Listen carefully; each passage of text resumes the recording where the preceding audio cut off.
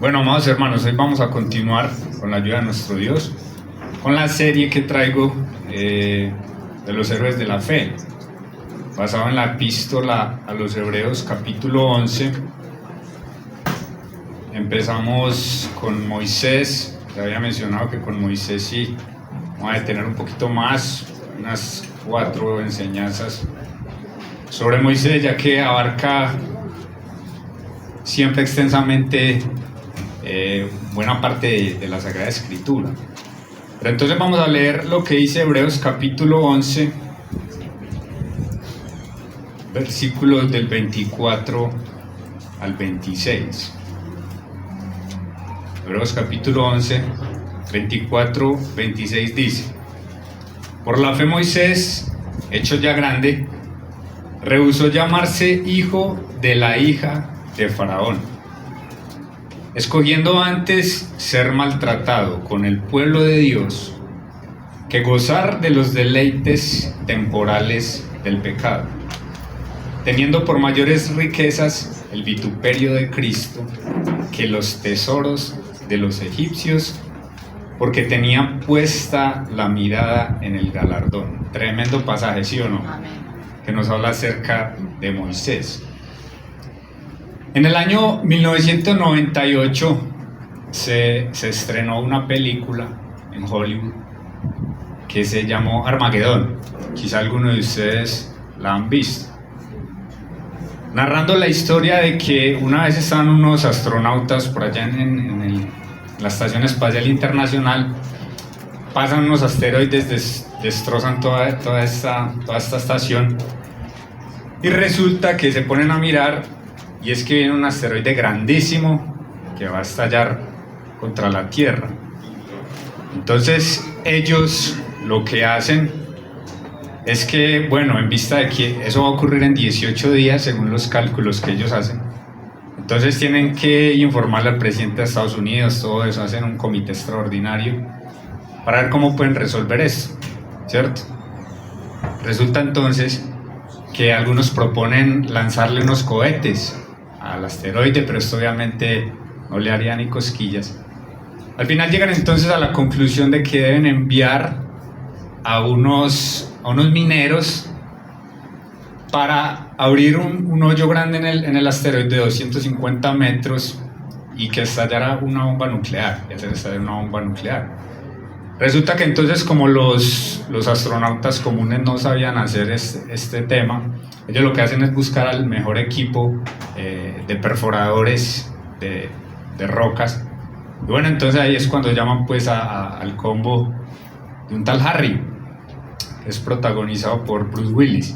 Entonces él lo que hace es que con su grupo los preparan ahí en cuestión de unos días y los envían hacia allá, ¿cierto? Luego cuando ellos están allá tienen muchos problemas y resulta que este hombre Harry, a ellos se les daña la máquina con la que tienen que hacer explotar el asteroide, el control remoto. Entonces ellos, para salvar a la humanidad, ellos hacen como una cachiporra ahí. Al que le toque el palito más delgado o el más largo, ese le tocaría sacrificarse por la humanidad, ¿cierto? Descender y estallar la bomba.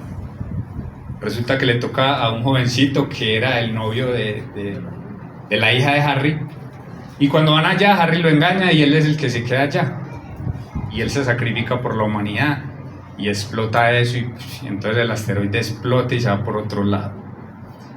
Si miramos eso, donde eso en realidad hubiera pasado, pues sabemos una película de ciencia ficción, quizá pueda pasar más adelante.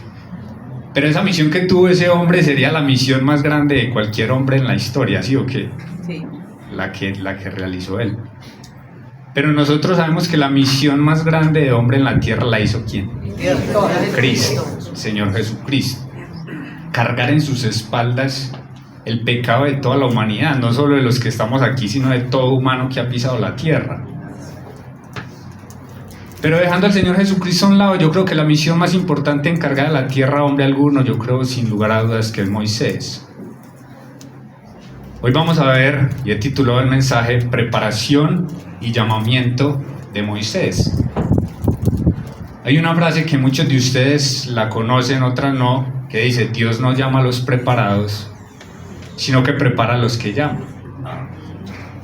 Veamos entonces el proceso de preparación y de llamado que Dios le hace a Moisés.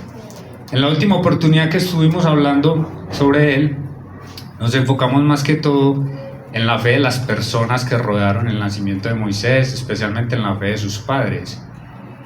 Y Moisés lo habíamos dejado allá bebecito, ¿cierto? Cuando la hija del faraón lo rescata, la hermanita está por ahí por casualidad, llama a la nodriza, que es la mamá real, y ella le dice a la mamá de Moisés: críame a este niño que yo te lo pagaré. Luego, cuando él está un poquito más grandecito, ya lo llevan al palacio. No se sabe a qué edad fue llevado él a palacio, ya como hijo de la hija de Faraón.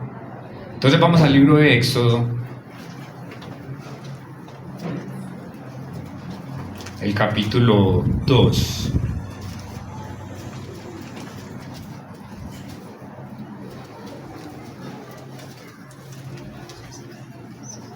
Versículo 11.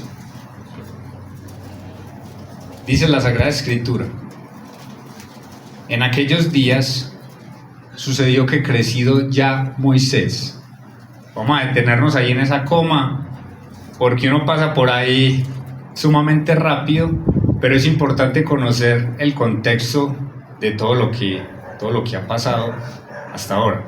Lo habíamos dejado entonces allá niño, en el palacio de Faraón, pero aquí dice que él ya ha crecido.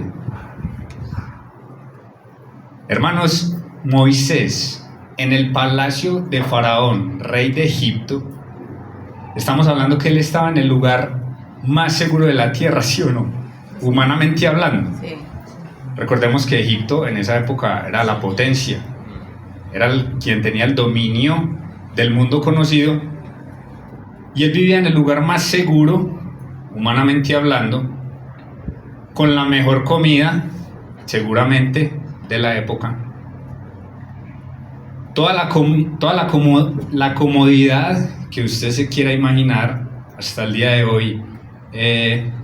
Recordemos que hay incluso carreras universitarias que se dedican a Egipto, hay egiptólogos.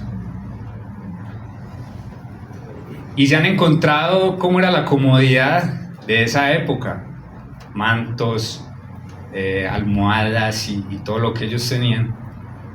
Placeres, como leímos allá en la epístola a los Hebreos, Moisés, como hijo de la hija de Faraón, podía tener acceso a cualquier tipo de placer que usted se pueda imaginar. Hoy en día las personas gozan de placeres como la comida, ¿cierto?, la bebida, el sexo, y muy seguramente Moisés tenía acceso a todas estas cosas. El hijo de la hija del faraón, él estaba en línea para la realeza de Egipto y él tenía acceso a todos estos placeres. Y allá, cuando leíamos en la epístola a los Hebreos, dice que menciona acerca de los placeres del pecado, ¿cierto? ¿Cómo es que dice? Volvamos a leerlo por allá en Hebreos 11. Que gozar de los deleites temporales del pecado.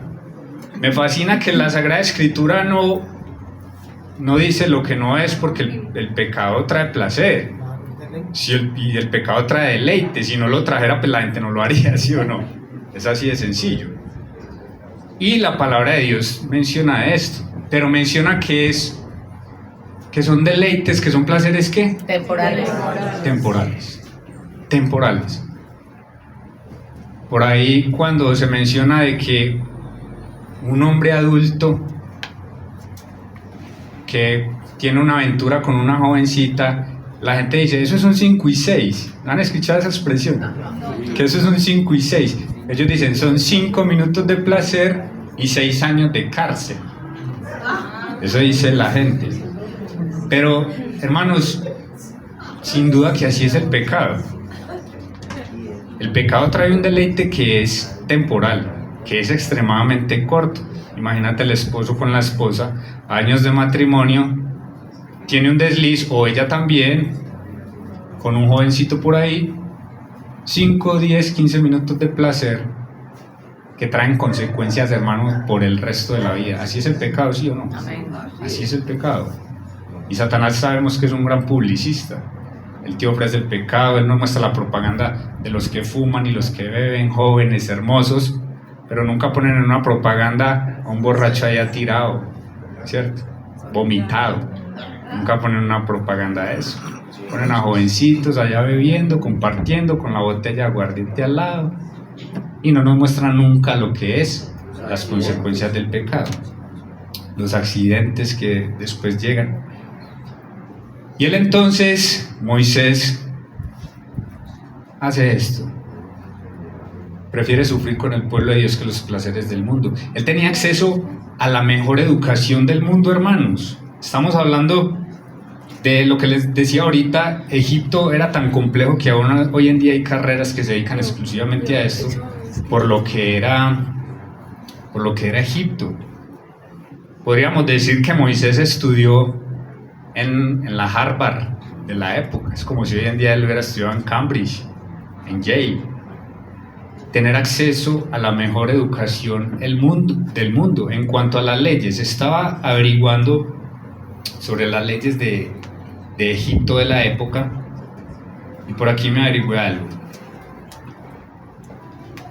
de algunas leyes y códigos importantes que existieron en Egipto. Dice, estaban las leyes de Ur-Namnu desde 2100 a.C., que aunque no se originaron en Egipto, influyeron en la creación de leyes en la región. Estas leyes abordaban temas como la propiedad, los contratos, los delitos. También las leyes de Lipit Ishtar, también, al igual que las leyes de Ur-Namnu, influyeron en la creación de las leyes de la región. El código de Eshnuna, en la región de Mesopotamia, también influyó en la creación de las leyes en la región. Este código también abordaba temas como la propiedad, los contratos, los delitos. En Egipto los faraones promulgaron varias leyes y decretos que regulaban la vida social, económica y política. Estas leyes abordaban temas como la propiedad, los impuestos, la justicia y la religión, y Moisés tuvo acceso a todo esto. Es decir, desde el punto de vista humano, y ese es el primer punto, no se los había mencionado, es la preparación de él en Egipto. Desde el punto de vista humano, tenemos a un Moisés preparado, ¿cierto? Pero eso al Señor no le importó. Él tenía entonces acceso a toda esta mejor educación, y me llama mucho la atención que allá en Deuteronomio capítulo 4, creo, versículo 7, cuando Moisés mencionó esto, él lo decía con toda la propiedad del caso. Deuteronomio 4, 7, creo que sí, 7 y 8. Porque ¿qué nación grande hay que tenga dioses tan cercanos a ellos como lo está Jehová nuestro Dios en todo cuanto le pedimos? Y mire el 8. ¿Y qué nación grande hay que tenga estatutos y juicios justos como es toda esta ley que yo pongo delante de vosotros? Moisés tenía toda la autoridad para decir esto porque él conocía las leyes que regían no solamente en Egipto, sino en toda la región. Y cuando luego Dios da la ley, él dice, no hay ninguna ley como esta. Moisés tuvo entonces la mejor educación del mundo. Pero si volvemos a Éxodo capítulo 2, versículo 11, él se da cuenta que estaba metido como en una burbuja, y ahí sale al mundo real. Sigue diciendo el versículo 11. Salió a sus hermanos y los vio en sus duras tareas, y observó a un egipcio que golpeaba a uno de los hebreos, sus hermanos, ¿cierto? Entonces él sale al mundo real. Él va a ver a sus hermanos y se encuentra con esta injusticia. Entonces miró a todas partes y viendo que no parecía nadie, mató al egipcio y lo escondió en la arena. Esto se llama un homicidio, ¿cierto? Un asesinato. Justicia por mano propia. ¿No han visto ustedes? Con frecuencia vemos en las noticias de que vemos estos casos de justicia por mano propia en nuestro país. una persona mata a otra, los familiares se dan cuenta, inmediatamente van y hacen lo mismo. Pero hermanos, resulta que nosotros, los seres humanos, somos incapacitados para hacer justicia. Nosotros somos incapacitados para tomar venganza. ¿Por qué? Porque nosotros no conocemos todas las cosas. Nosotros no conocemos lo que son intenciones. Nosotros apenas nos damos cuenta de las acciones. Pero solamente Dios conoce las intenciones y todo lo que puede rodear un caso. Deuteronomio capítulo 32, versículo 35.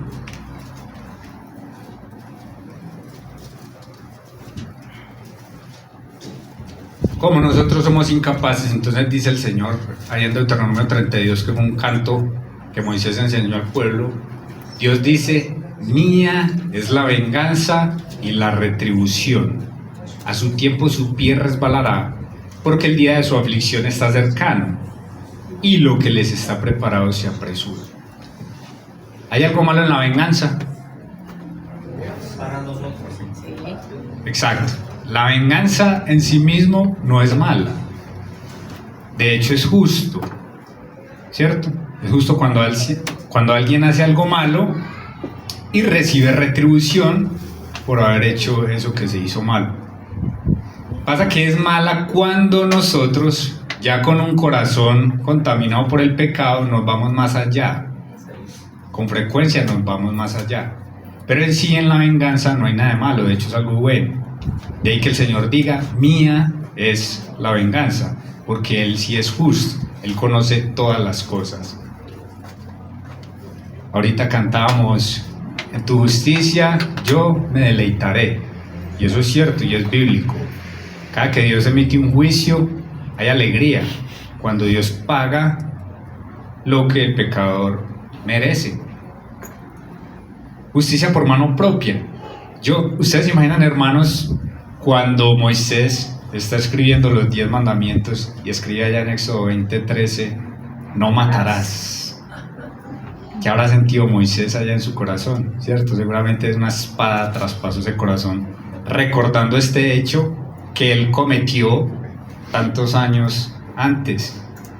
Porque no dice, no matarás a personas de tu pueblo. Seguramente Moisés ahí esperando cuando él está ahí, no matarás. No matarás. No matarás. Pero hermano, me llama mucho la atención cómo y vamos a estar viendo el corazón de Moisés clamaba por justicia. Era un justiciero, Moisés. Sigue diciendo el versículo 13. Al día siguiente salió y vio a 2 hebreos que reñían. Entonces dijo el que maltrataba al otro, ¿por qué golpeas a tu prójimo? Además de justiciero, era pacificador. Moisés, ¿cierto?, quería poner en paz a las personas de su pueblo. Moisés en este momento, hermanos, con la educación que estuvo, él ya se sentía absolutamente preparado para ir y ser el libertador de su pueblo. Y desde el punto de vista humano, muchos de nosotros hubiéramos dicho, adelante, estás preparado, hazlo. Pero así no funciona con el Señor. Mientras preparaba esto, me acordaba de las bienaventuranzas que el pastor Antonio nos enseñó. Vamos a Mateo 5. Mateo capítulo 5, versículo 6. Justiciero y pacificador, así era Moisés. Bienaventurados los que tienen hambre y sed de justicia, porque ellos serán saciados. Moisés era así, con hambre y sed de justicia. Y el versículo 9. Bienaventurados los pacificadores, porque ellos serán llamados hijos de Dios. Ahora, hay mucha gente que ya confunde esto de la palabra pacifismo. Ya hoy en día pacifista todo es que diga, no hay guerra, si alguien hizo algo malo, perdónelo y ya, y no. En Dios siempre hay paz, pero antes de la paz hay justicia. Y la justicia es lo que trae paz. De hecho, ahí están las dos ligadas. Siempre que vamos paz en la escritura, por ahí está la palabra justicia. La justicia trae paz, la paz se nutre de la justicia. Hay una hermandad ahí entre la paz y la justicia. Este pacificador entonces que habla la escritura no es de que simplemente dejemos de pelear, paz y amor, todo bonito, abracémonos todos. No, a eso no se refiere la escritura cuando habla de pacificadores. Siempre la paz está ligada con la justicia. Nosotros en nuestro país lamentablemente lo hemos visto, ¿cierto?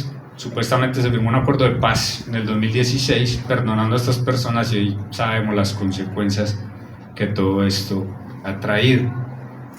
Pero el corazón de Moisés ardía por justicia, el corazón de Moisés ardía por esto. Y es algo bien bonito, es una actitud que podemos imitar.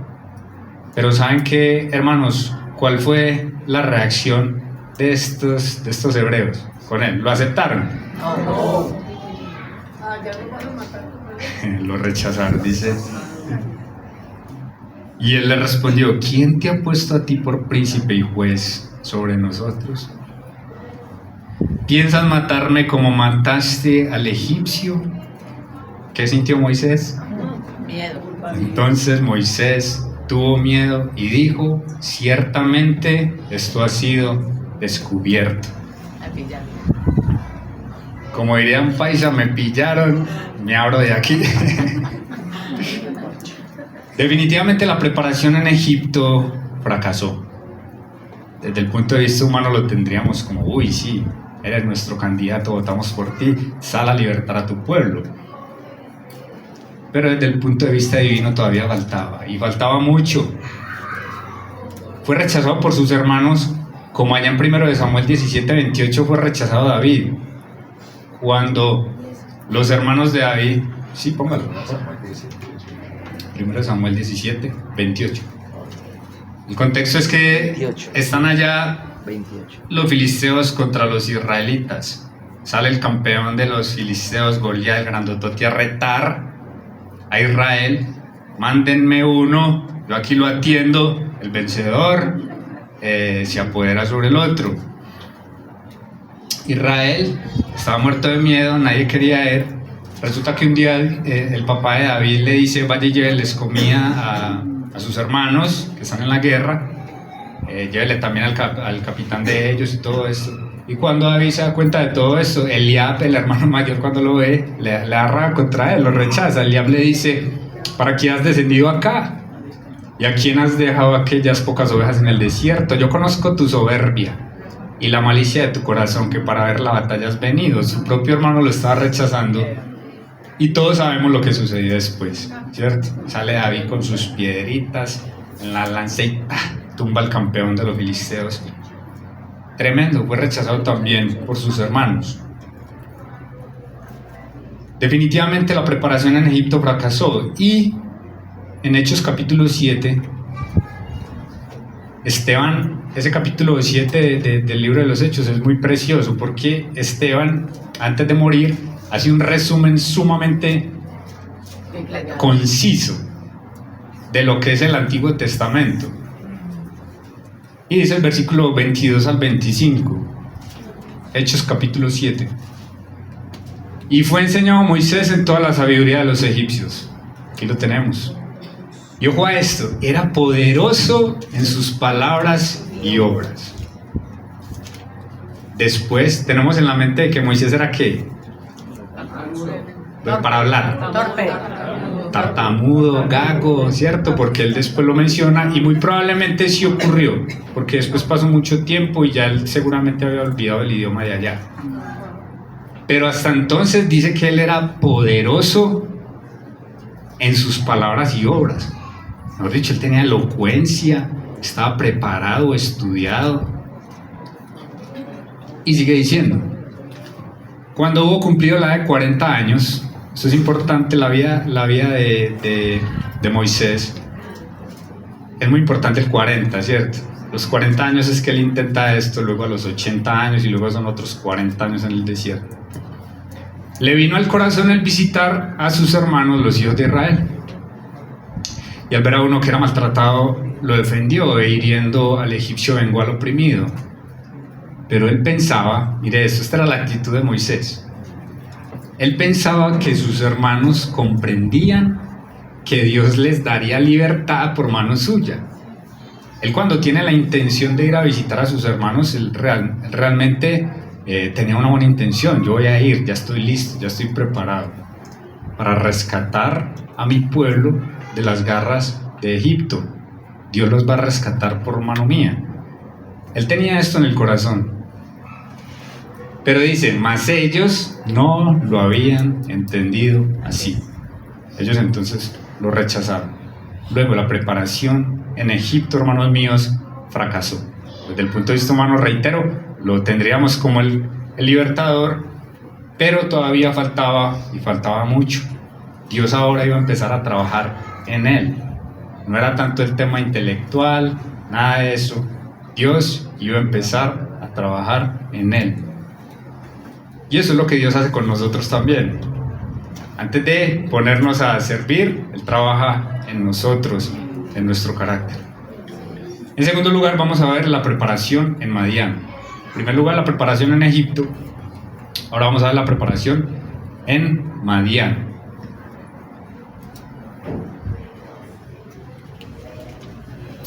Dice, oyendo, el versículo 15, oyendo Faraón acerca de este hecho, procuró matar a Moisés.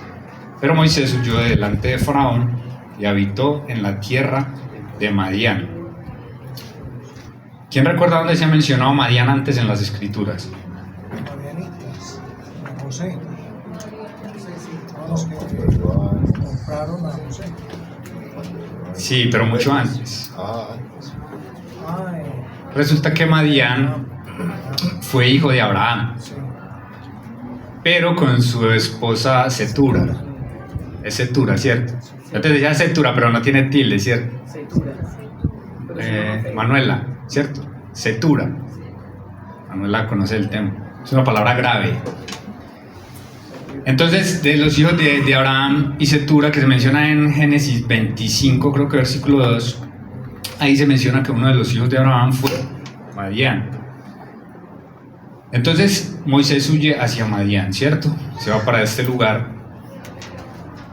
Y si antes teníamos a Moisés como justiciero, como pacificador, vamos a añadirle algo más. Moisés era tremendo, hermano. Versículo 16 y 17, allá de Éxodo capítulo 2. Y estando sentado junto al pozo, 7 hijas que tenía el sacerdote de Madián vinieron a sacar agua para llenar las pilas y dar de beber a las ovejas de su padre. Mas los pastores vinieron y las echaron de allí. Entonces Moisés se levantó y las defendió y dio de beber a sus ovejas. ¡Qué maravilla! No, es que cumplía todo. Desde el punto de vista humano cumplía todo. Defendía a los oprimidos, defendía a las mujeres. Defendía a las mujeres que en una época donde eran tremendamente maltratadas, Moisés las defendió. Proverbios 29, en Nueva Versión Internacional, por favor, los versículos 8 y 9.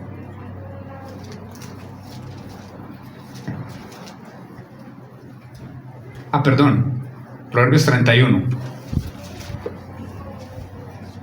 Proverbios 31, 8 y 9. Levanta la voz por los que no tienen voz. Qué maravilla de versículo. Defiende los derechos de los desposeídos. Eso estaba haciendo Moisés allá con esas mujeres, ¿sí o no? Sí. Estaba haciendo. Levanta la voz y hazles justicia. Defiende a los pobres y a los necesitados. Tremendo lo que estaba haciendo aquí Moisés. Él entonces encuentra a estas mujeres. Al parecer este hombre Jetro tenía solamente sus hijas mujeres y a ellas les toca este duro trabajo de pastorear ovejitas. Entonces les toca ir a darle agua, pero resulta que estos otros atarbanes lo que estaban haciendo era que cuando las veían a ellas las echaban. Mejor dicho, si quieren darle a sus ovejas, tienen que esperar que aquí vamos nosotros primero. ¿Cierto? Valientes. Versículo 18, en Éxodo capítulo 2. Volviendo ellas a Reuel su padre, él les dijo: ¿por qué habéis venido hoy tan pronto? Era común de que estas personas llegaran y las oprimieran y las dejaran a un lado, que a ellas les tocaba esperar hasta que ellos le dieran a todo el ganadito de ellos, y ya ellas por allá de última les tocaba hacerlo. O sea que llegaban a su casa muy tarde, al punto de que cuando llegan temprano Jetro se sorprende. Jetro es el mismo Reuel, solamente cambia por el idioma. Él se sorprende entonces y dice: ¿por qué han llegado hoy tan temprano?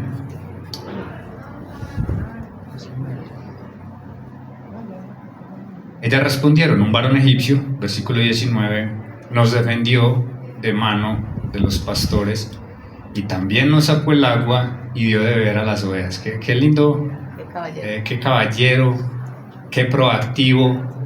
No solamente las defendió y les dijo: listo muchachos, hagan. Él les dejó para que ustedes hagan su trabajo. No, él fue más allá. Y nosotros como cristianos, hermanos míos, nos debe caracterizar también eso, la proactividad, ¿cierto? No quedarnos solamente con lo que nos toca hacer y ya, no, y más allá, ayudar. Él ayuda a estas mujeres. Dice que él también les sacó el agua, les dio de beber a las ovejas. Entonces Reuel dice: bueno, aquí hay un buen partido para una de mis hijas. Me está haciendo falta como un hombre aquí que las acompañe, pronto yo voy a morir pronto. ¿Por qué no las...? Mentira, no es por eso, sino que en la antigüedad y especialmente en Oriente, la hospitalidad era una característica de todas las personas. Eran personas muy hospitalarias. Mire lo que dice el versículo 20. Y dijo a sus hijas: ¿dónde está? ¿Por qué habéis dejado a ese hombre? Llamadle para que coma. Y hermanos, creo que fue el año pasado, mientras estábamos en el estudio en el discipulado, estábamos mirando un capítulo que se llamaba Hospedados los unos a los otros. No sé si lo recuerdan. Hospedados los unos a los otros. Y la hospitalidad es algo que nosotros los cristianos también debemos de tener. Y no debe ser algo esporádico. Que hoy me dio por ayudarle a tal persona, hospedarlo, ayudarle. Y hospitalario u hospedador no es solamente ofrecer la casa, no, hay muchas formas de ser hospitalario, muchas formas de ser hospedador. Recibir bien al que viene, ¿cierto? Ofrecerle un tinto, ofrecerle un saludo, ofrecerle una sonrisa, ofrecer ¿quieres que ore por algo? Esas son formas de ser hospedador. Y debe ser una característica de todos los cristianos. Mira lo que dice Romanos capítulo 12, versículo 13.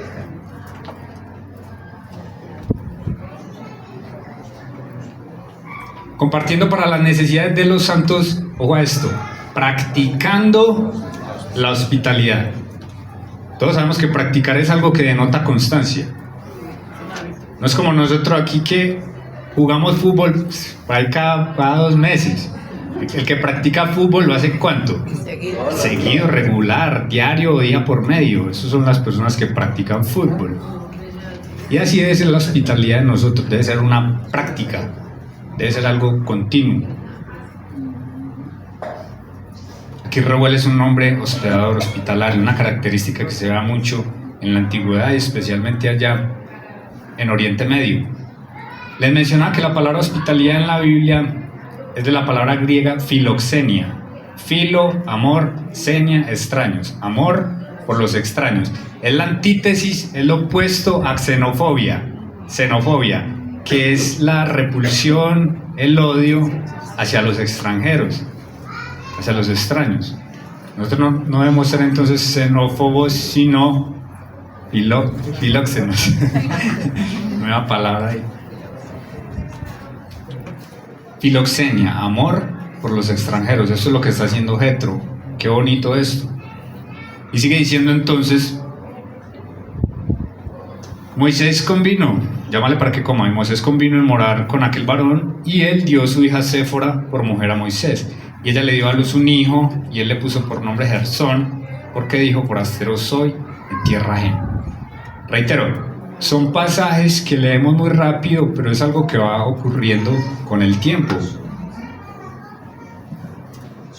Pero ya Moisés pasó de ser un hombre forastero, de ser un extraño, y ya tenía un nuevo hogar, tenía una nueva familia, tenía esposa, tenía hijo. Empezaban como a ir las cosas un poquito bien a Moisés en medio de su huida. Y desde el versículo 23 al 25 dice una porción que es fundamental para entender la palabra de Dios. Es el clamor de Israel.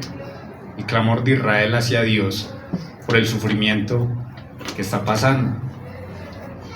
Y se aconteció que después de muchos días murió el rey de Egipto, y los hijos de Israel gemían a causa de la servidumbre y clamaron. Y mira esto tan lindo.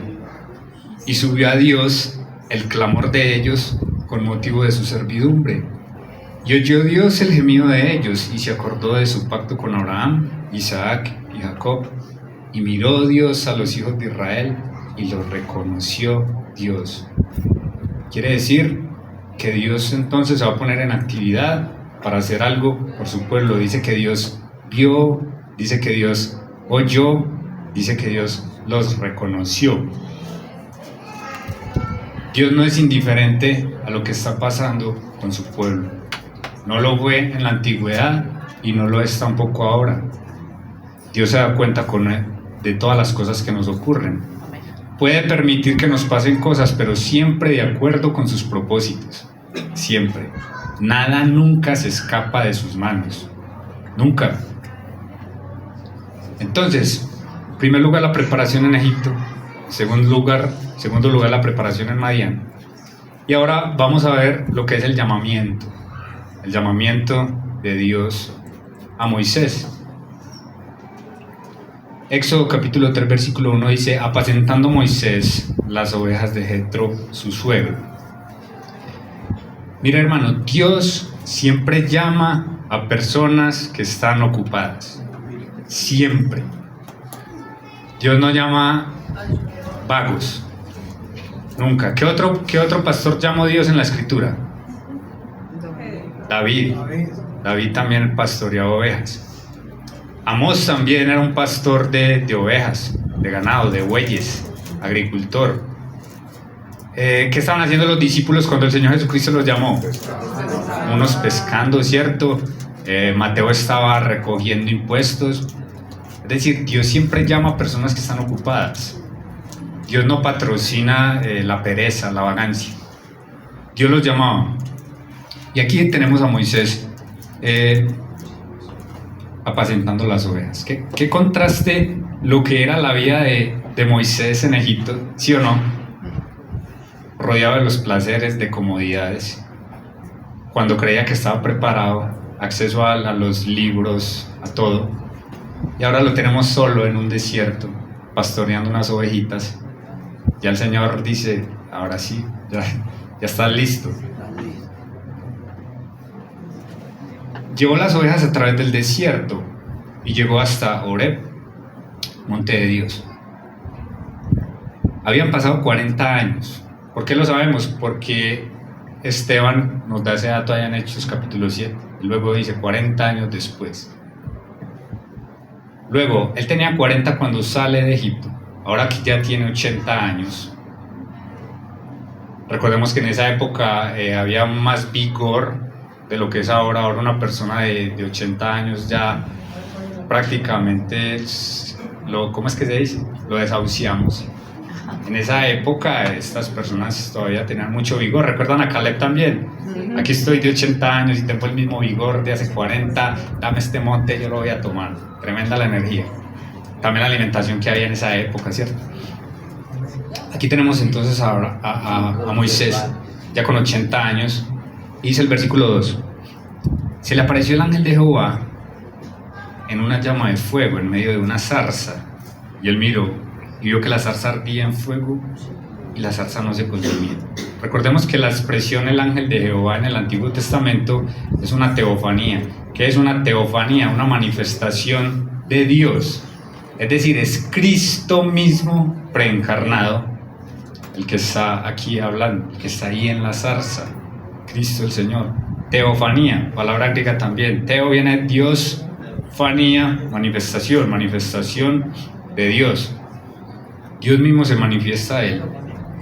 Y aquí hay dos elementos importantes que menciona este versículo. Uno es el fuego. El fuego es un elemento importante en la historia de la redención, porque el fuego simboliza la presencia de Dios. ¿Recuerdan también cuando Dios va a llamar a Sansón, al padre de Sansón? Dice que le ofrecen un sacrificio, dice que descendió fuego del cielo, consumió el holocausto. El fuego se refería a esto, a la presencia misma de Dios. También hay en Génesis capítulo 15, el versículo 17. Es ese capítulo cuando Dios le dice a Abraham: camina delante de mí, sé perfecto, tu galardón será sobremanera grande. Entonces Abraham le dice: Señor, ¿qué me darás? Mira que no me has dado prole, no tengo hijos, me va a tocar dejar mi herencia a ese Damaseno Eliezer. Dios le dice: no, un hijo tuyo te va a heredar. Y Dios le promete que él le va a dar a Isaac. Y también le dice: no solamente te va a dar un hijo, te va a dar toda esta tierra. Y le dice a Abraham: Señor, ¿en qué conoceré yo esto? Entonces Dios le dice que él sacrifique unos animales. Y es como una escena que uno se va imaginando ahí, ¿cierto? Él le dice unos animales y él lo que tenía que hacer era cortarlos por la mitad y hacer como una especie de pasillo, así como el que hay aquí, y una mitad del animal aquí, otra aquí y otro más adelantico y así. Dios le dice que haga eso y él lo hace. Va pasando el día, va llegando la tarde, va llegando la noche y ya se está cansando Abraham de espantar gallinazos. Pero resulta que dice la Biblia que al caer la tarde un fuego descendió y se pasaba por en medio de esos animales. Y ahí es cuando Dios confirma con él el juramento. Sucedió que puesto el sol, ya oscurecido, se veía un horno humeando, una antorcha de fuego que pasaba por entre los animales divididos. Entonces el fuego simbolizaba eso, la misma presencia de Dios. Y eso es lo que está viendo entonces aquí Moisés. Fuego en medio de, el otro elemento es una zarza. Una zarza. En Copacabana tenemos muchas zarzas, es un pueblo que tiene muchas zarzas. ¿Qué hacen las zarzas? Dan unas moritas chiquiticas.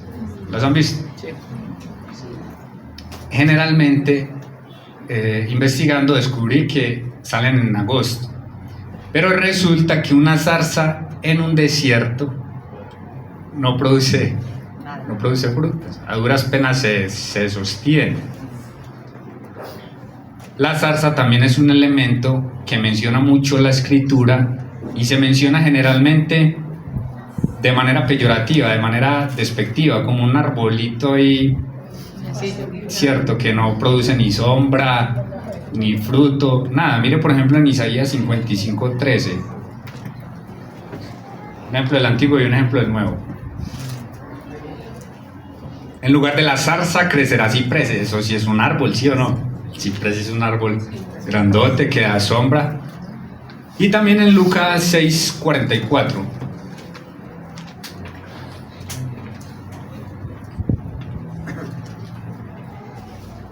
Porque cada árbol se conoce por su fruto, pues no se cosechan higos de los espinos, ni de las zarzas se vendimian uvas. Entonces, si ven que se menciona la zarza como en un tono como despectivo, como un arbolito ahí de nada,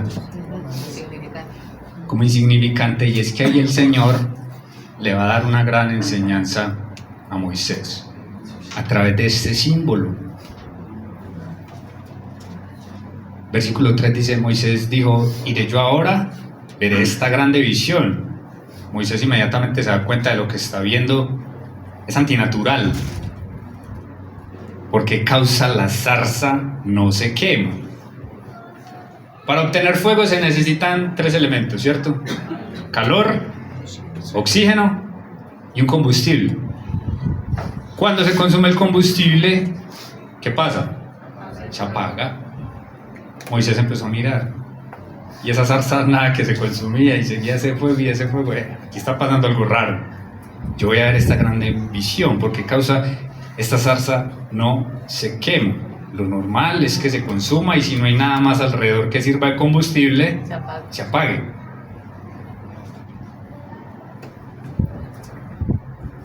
Viendo Jehová que él iba a ver, lo llamó Dios de en medio de la zarza y dijo: Moisés, Moisés. Y él respondió: heme aquí. El doble llamado en la escritura es algo que nos hace prestar atención, ¿cierto? Y Dios lo hizo en varias oportunidades. Samuel, Samuel, Simón, Simón. Aquí que Satanás se ha pedido para zarandearos. Marta, Marta, atribulada estás. Saulo, Saulo, ¿por qué me persigues? Y el doble llamado es algo que nos hace prestar atención. Y hay que el Señor Jesucristo también en un par de oportunidades dijera: de cierto, de cierto os digo. Presten muchísima atención aquí a lo que está queriendo decir. Jerusalén, Jerusalén, cuántas veces quise juntarte, como la gallina junta tus polluelos y no quisiste. El doble llamado en la escritura entonces nos hace prestar suma atención. Y dice el versículo 5, con este doble llamado le está diciendo el Señor: es apremiante esto que va a pasar aquí. Y dijo: no te acerques, le dice Dios a Moisés. Quita tu calzado de tus pies, porque el lugar en que tú estás, tierra santa es. Qué maravilla de versículo, hermanos míos, qué maravilla. Era tierra santa porque ahí estaba el santo. ¿Es así o no? Amén. Hoy en día hacen bien cuando promocionan esos paseos a Tierra Santa, que dicha Dios quiera un día podamos ir por allá. Ahí sí. Se le puede decir Tierra Santa sin lugar a dudas porque allá caminó el Santo, Cristo el Señor. Pero en el instante, hermanos míos, que usted y yo pisamos esa tierra, la profanamos. Pues yo no sé ustedes, pero si yo piso eso, la profano. Porque Él es santo. Nosotros somos pecadores. Tierra Santa. Pastor Antonio nos mencionaba hace 8 días acerca del atributo del amor y cómo lo impactaba a él, y es algo bien lindo, el corazón de pastor que tiene nuestro hermano, el amor de Dios. Pero la santidad, hermano, la santidad de Dios me impacta sobremanera. Sobremanera. Quita el calzado de tus pies, porque el lugar en que tú estás, tierra santa es. De ahí la importancia de que usted y yo encontremos un Salvador, las personas que aún no lo tienen. Porque Dios es ante todo santo y nosotros no. Necesitamos un Salvador para estar delante de Él, ¿sí o no? Amén. ¿Creen que nos podemos parar con orgullo delante del Santo? No. ¿Qué sintió Moisés? Sigamos leyendo. Dijo: yo soy el Dios de tu padre, Dios de Abraham, Dios de Isaac y Dios de Jacob. Entonces Moisés cubrió su rostro porque tuvo miedo de mirar a Dios. Es en la inmediata presencia de Dios que nos damos cuenta de nuestra suciedad, de nuestra pecaminosidad.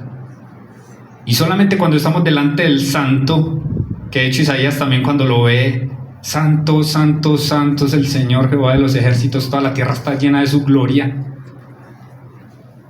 Por todo su libro, Isaías se refiere a él como el santo, el santo, el santo. Esa visión lo dejó a él traumado, por decirlo así. Creo que se puede decir, lo dejó traumado, absolutamente. La santidad de Dios. Aquí tenemos también a Moisés, con la cabeza agachada. Tuvo miedo, un temor reverente hacia el santo. Dice los versículos 7 al 9: dijo luego Jehová: bien he visto la aflicción de mi pueblo que está en Egipto, y he oído su clamor a causa de sus exactores, pues he conocido sus angustias. Y mire este versículo 8, qué hermosura: y he descendido para librarlos de mano de los egipcios. ¿Sabe cómo se llama eso, amados hermanos? Gracia.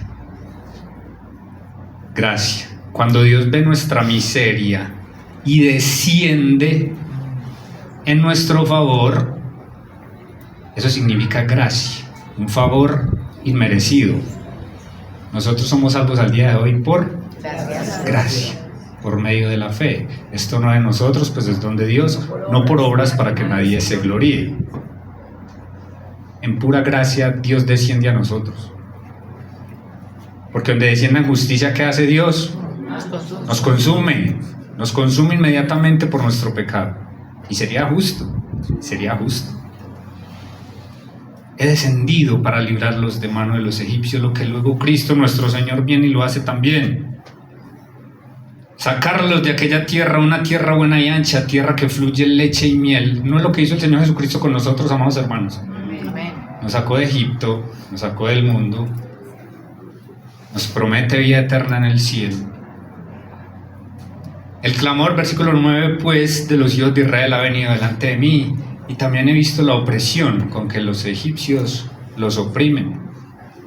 Dios vio a su pueblo, Dios oyó a su pueblo, y Dios descendió en gracia para salvar a su pueblo.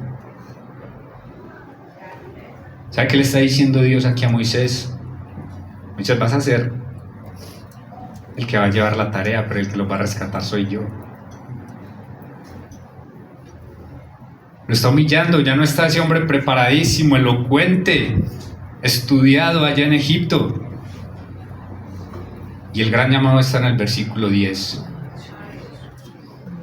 Ven por tanto ahora, te enviaré a Faraón, para que saques de Egipto a mi pueblo, los hijos de Israel. Ya tenemos aquí a un Moisés humilde. Y los invito a que vamos a leer solamente hasta el 14 ahorita, pero que ahora en la casa terminen de leer el capítulo 3 y el capítulo 4, para que vean a un Moisés ya humilde. Un Moisés diciendo, Señor, pero yo Señor, yo ya no puedo ni hablar, llevo 40 años en este desierto, no converso con nadie sino con estas ovejitas, ya se me olvidó el idioma, yo no sé ya ni egipcio, ni arameo, ni hebreo, ya se me olvidó todo, ya soy gago. Yo, Señor. El Señor le dice, sí, ya estás listo, ahora sí estás listo. Pero ¿cómo, Señor? Moisés respondió, ¿quién soy yo para que vaya a Faraón y saque de Egipto a los hijos de Israel? Señor, ¿estás seguro? Señor, vamos a ir a la potencia más grande del mundo y vamos a sacar a la mano de obra barata que tienen. Señor, yo no soy capaz. En mi juventud, Señor, quizá era un poco loco, creí que lo iba a hacer, pero no, Señor, una locura. ¿Y qué le responde el Señor en el versículo 12? Ve, porque yo estaré contigo. ¿Recuerda lo que decíamos cuando estábamos estudiando la vida de José? Su presencia basta. Su presencia es suficiente. Eso es lo que le está diciendo Dios aquí a Moisés. Ya estás listo, Moisés. ¿Sabe qué, Moisés? Es que no es la zarza, es el fuego que está en la zarza. Por eso no se consumía esa zarza, porque no le estaba proveyendo combustible a ese fuego. El fuego estaba en la zarza, pero no pertenecía a la zarza. Está diciendo Dios a Moisés, tú eres como esta zarza, pero yo estoy contigo. Yo estoy contigo. Y eso es lo realmente importante, hermanos míos. Versículo 13 y 14. Terminemos de leer el 12. Esto te será por señal de que yo te he enviado. Cuando hayas sacado de Egipto al pueblo, serviréis a Dios sobre este monte, el monte Horeb, el mismo monte Sinaí. Al día de hoy está en Egipto. Dijo Moisés a Dios, he aquí que yo llego. He aquí que llego yo a los hijos de Israel y les digo, el Dios de vuestros padres me ha enviado a vosotros. Si ellos me preguntaren cuál es su nombre, ¿qué les responderé? Y respondió Dios a Moisés, yo soy el que soy. Y dijo, así dirás a los hijos de Israel, yo soy, me envió a vosotros. Palabras tan simples, hermanos míos, pero a la vez una complejidad tremenda. Yo soy el que soy. El ser en sí mismo. Este atributo de Dios se llama la aceidad de Dios, el ser en sí mismo. Solamente Dios posee aceidad, solamente Dios es un ser en sí mismo. Es decir, no depende de absolutamente nada ni de nadie. Eso es Dios. Nosotros dependemos de tantas cosas. Nosotros dependemos de oxígeno, del sol, de alimentación, del agua. Dependemos de tantas cosas que si nos las quitan por unos cuantos días, perecemos. Dios es realmente el yo soy, en ese sentido de que solamente Él es autoexistente. Solamente Él es autoexistente. No depende de absolutamente nada ni de nadie. Cuando el Señor dice yo soy, está diciendo yo soy el eterno. Porque no dice yo era, ni yo seré, yo soy, continuo presente, eternidad. Eso es Dios, que no tuvo ni principio, ni tendrá fin. Él es. Él simplemente es. Dios todopoderoso, el autoexistente, el eterno. De ahí que el Señor Jesucristo, cuando en el Evangelio según San Juan menciona 7 veces, yo soy el pan que descendió del cielo, yo soy el camino, la verdad y la vida, yo soy la puerta. Cuando menciona todo este yo soy, siempre las personas lo miraban con recelo. Incluso intentaron matarlo cuando él les dijo, antes que Abraham fuese, yo soy. Los judíos cogieron piedra para matarlo.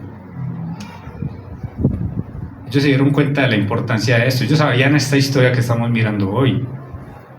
Ellos sabían que el nombre de Dios es yo soy. Cuando el Señor Jesucristo les dice eso, cogieron piedras para matarlo. El Señor Jesucristo es Dios sobre todas las cosas, hermanos míos. Amén. Amén. ¿A qué le está llamando hoy el Señor? A usted. Si usted es una persona que no ha nacido de nuevo, hoy el Señor le está llamando al arrepentimiento. Usted está aquí hoy no es por casualidad. Dios es el que pone el querer como el hacer según su buena voluntad. Dios hoy le está llamando al arrepentimiento y a que reciba por la fe al único Salvador que hay, que es el Señor Jesucristo. Amén. El único, no hay más. Cuando nosotros muramos, vamos a tener que estar delante de ese mismo Dios Santo. Nos vamos a parar delante de Él. Y solo hay 2 formas de estar delante de Él: en nuestras vestiduras sucias o en las del Señor Jesucristo. Cuando recibimos a Cristo por la fe, Él nos limpia, Él nos adopta, Él nos reviste para estar delante de ese Dios. Miqueas capítulo 6. 6:6 hasta el 8 creo. Resulta que Miqueas, yo digo que Miqueas era un poquito antioqueño. O los antioqueños tenemos algo de Miqueas, porque era como exageradito. Nosotros los paisas somos como exagerados, ¿o no? ¿Cierto? Mucho. En estos días iba a salir con mi esposo y mis hijos cuando mi esposa estaba cambiando y se estaba demorando. Cuando van diciendo los niños, dizque, mi mamá lleva como 1000 años arreglándose. Yo les digo, no, sin exagerar, pero sí por ahí 300. ¿Con qué me presentaré ante Jehová y adoraré al Dios Altísimo? Me presentaré ante él con holocaustos, con becerros de 1 año. Mire como dice Miqueas. Si agradará a Jehová con millares de carneros o de 10,000 arroyos de aceite. Exagerado, ¿cierto? Pero él quiere recalcar eso. Hipérbole se llama en el lenguaje español, una exageración. Daré mi primogénito por mi rebelión, el fruto de mis entrañas por el pecado de mi alma. Señor, te ofrezco a mi hijo, lo mato delante de ti por mi pecado, te lo ofrezco. Y él está exagerando con todo esto, ¿cierto? Y luego dice, oh hombre, Él te ha declarado lo que es bueno, que pide Jehová de ti. Solamente menciona 3 cosas: hacer justicia, amar misericordia y humillarte ante tu Dios. ¿Los seres humanos somos capaces de esto? Humanamente no. Humanamente no hacemos justicia, por lo que les decía ahorita, no tenemos la capacidad de hacerlo plenamente. Amar misericordia, humillarte ante tu Dios. ¿Sabe qué convergen? Estas 3 cosas, ¿dónde convergen? En la cruz de Cristo. En la cruz del Señor Jesucristo se hizo justicia, ¿sí o no? Amén. Se hizo justicia porque Dios el Padre descargó en el Hijo Jesucristo toda la justicia que merecían nuestros pecados, porque Él estaba cargando con nuestros pecados. Él nunca pecó, nunca, pero estaba cargando con nuestra maldad. Ella se hizo justicia porque la paga del pecado es muerte. Amar misericordia, amó misericordia a nuestro Señor Jesucristo cuando se entregó por nuestros pecados, ¿sí o no? Sin duda. Y humillarte ante tu Dios, porque cuando usted y yo vamos a la cruz de Cristo, estamos diciendo: Señor, yo no soy capaz. Señor, soy un pecador sucio delante de ti, de tu santidad. Yo no me puedo salvar por mis propios medios, pero aquí estoy, Señor. Perdona mis pecados. Acepto que Cristo murió en la cruz por mis pecados y resucitó al 3er día. Ahí convergen estas 3 cosas en la cruz de Cristo. Si aún no lo ha hecho, hoy el Señor le está llamando a eso, a que se arrepienta de sus pecados y reciba al Señor Jesucristo por la fe como su único y suficiente Salvador.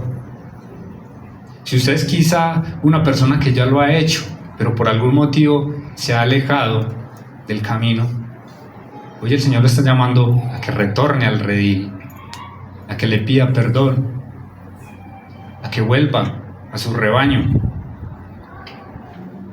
Si, hermanos, si usted por la gracia de Dios está caminando en santidad, está en comunión con Dios, con los hermanos, está llamando al Señor al servicio, le está llamando al Señor a que siga dando testimonio de Él, le está llamando al Señor a no bajar los brazos, está llamando al Señor a no bajar la guardia y a seguir combatiendo en este trasegar, en este caminar que tenemos nosotros, los hijos de Dios. ¿A qué te está llamando hoy el Señor? Padre Celestial, Dios eterno y soberano, quiero darte las gracias por tu santa y bendita palabra. Gracias porque eres ese Dios autoexistente, Señor, que no duerme ni se adormece, que no necesita comer. Señor, que existes en ti mismo. Gracias por tu santidad, por tu amor, por tu misericordia. Gracias, Señor omnipotente, por tu santa y bendita palabra. Gracias por la vida de Moisés, Señor, cómo trataste con él, cómo le enseñaste.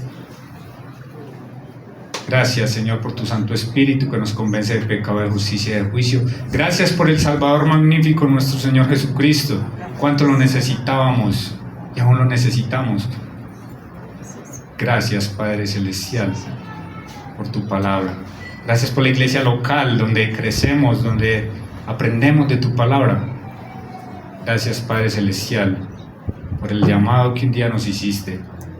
Ayúdanos, Señor, a ser dignos, Señor, de ese llamamiento. Muchas gracias, Padre Celestial.